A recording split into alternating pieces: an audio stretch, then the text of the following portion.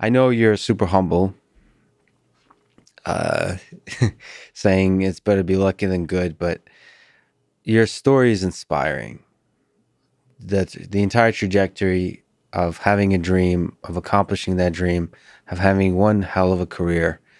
What advice would you give to a young person, to a young version of yourself today that listens to this and is inspired, that wants to fly, or wants to go to space, or wants to build the rocket? Is there advice you could give them about life, about career, about anything?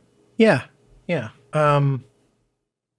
First, let me start with, and you had a question on inspirational people. So my grandfather, I'd mentioned him earlier, huge funeral, beer delivery guy, was delivering beer in the 60s riots where the guys, in the black neighborhoods where, white people didn't go. And my grandfather's Sicilian. He was one of the first ones in his family born in the United States. So my great grandmother, and I had aunts and uncles that I knew growing up that actually came over on the boat. Huge, huge guy, and just the nicest, friendliest, would give you the shirt off his back, obviously proven by his funeral. And I'm talking at his funeral, the head of the Black Panthers was at his funeral in Toledo, Ohio. The mafia guys were at his funeral in Toledo, Ohio. I mean, it was literally a mix of who's who. And he had told me once, because when you're little, you start looking, and I grew up basically, I was probably middle class, lower middle class. My dad was a fireman. You're not rich. He's working for the city. It was a paycheck to paycheck living is how I grew up.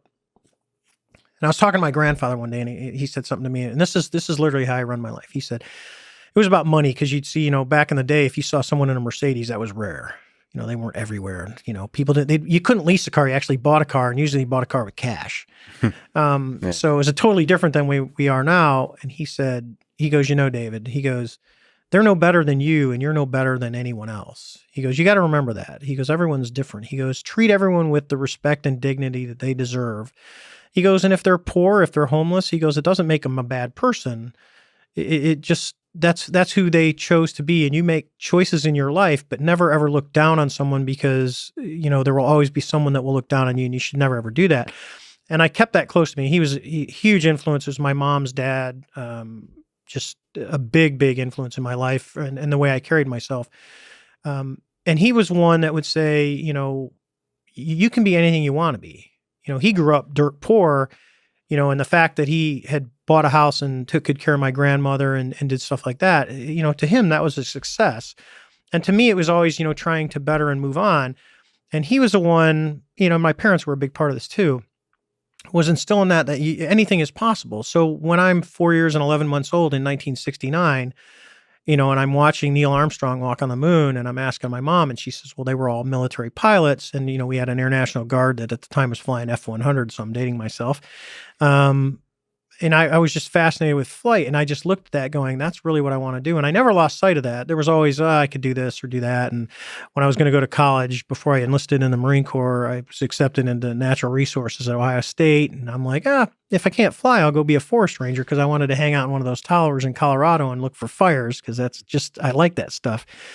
It was that or be an oceanographer, because I was fascinated with Jacques Cousteau. And actually, that's my degree. My undergrad degree is Jacques Cousteau. So influences are Neil Armstrong and Jacques Cousteau. I have an oceanography degree. I got an MBA from University of Houston. Go Cougs. Got to mention them. And then, and so you look and people go, what are you going to do with that? And I said, I got an oceanography degree, because I go, well, I'm going to sail on the ocean. So at least if the ship sinks, I'll know where I'm at.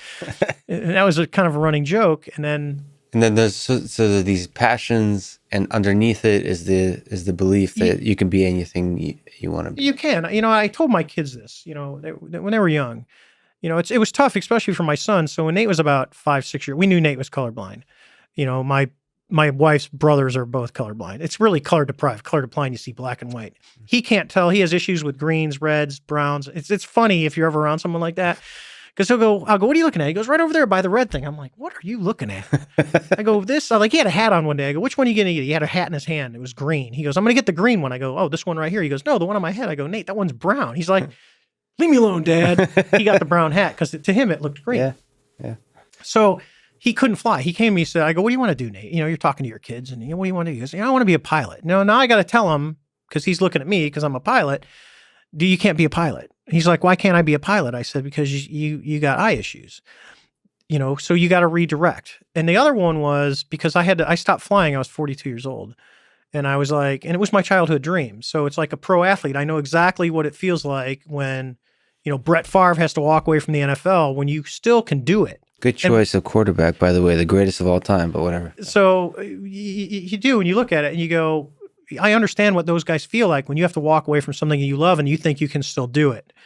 So I told them, I said, look, I was talking to both my kids and I said, find something that you want to do, that you love to do, and that you can do your whole life. And you should be able to do good things for other people. You want to be able to help other people. That's what I said. So both of my kids, and there's no one in my family, both of my children, one of them my daughter is a doctor doing a residency in internal medicine right now, and my son is in his 3rd year. And they're both going to be doctors. And I look at it as, people go, oh, you got 2 doctors. I don't care. I told my kids, if you want to be a garbage man or you want to dig ditches, I don't care. Just be the best ditch digger that you can be.